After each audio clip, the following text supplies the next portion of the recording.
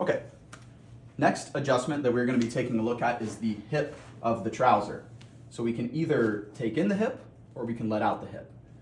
What we will see when we need to take in the hip, which also the 100 point of the hip is going to be right here at the bottom of the pockets, right above the bottom of the pockets.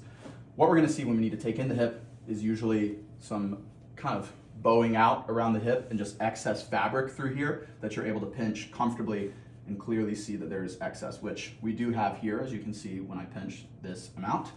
And we're going to take our pin the excess. Make sure you go above the pocket as well.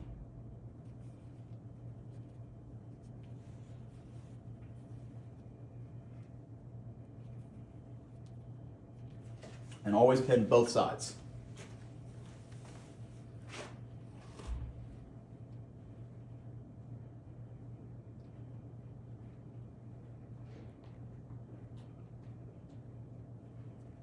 And I'm pinning from the front here just for visual sake of the camera, but typically you would be pinning this behind the client.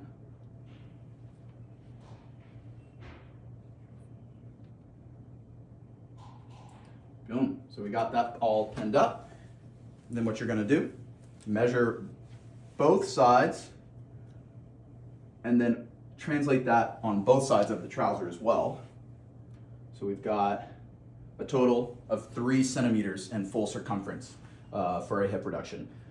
For taking in the hip, this is typically going to be a client with more narrow hips and possibly a more prominent seat, or generally just a little bit less of a seat overall and just more narrow hips here. So you want to be careful not to take it in too much, trying to be conservative, but just make sure you pin and measure accurately.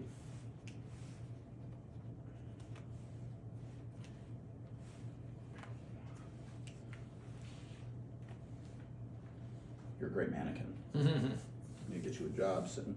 That'll be a fun job. Yeah. Just sit and be a mannequin, just chilling. Stand in the window. Let's see. Yeah, right. All right. For a hip increase or letting out the hip, we are going to see horizontal tension lines where the 100 point of the hip is, through right here at the top of the pocket. You really want to make sure we're not looking at the seat for this. We are looking right here at the 100 point of the hip. So we see those tension lines there. Best practice for letting out the hip is checking that size difference of 4 centimeters. Go up a size. If that fit looks really good, run with that. If you need to take in the size up on the hip, just take that difference and input it as an increase on the hip. It's also very important to keep in mind the influences here. So the hip has a 100% influence on the seat. So you want to really make sure that when you are adjusting the hip, you're aware of how the seat looks, and if there needs to be any adjustment further, make sure you take care of that as well.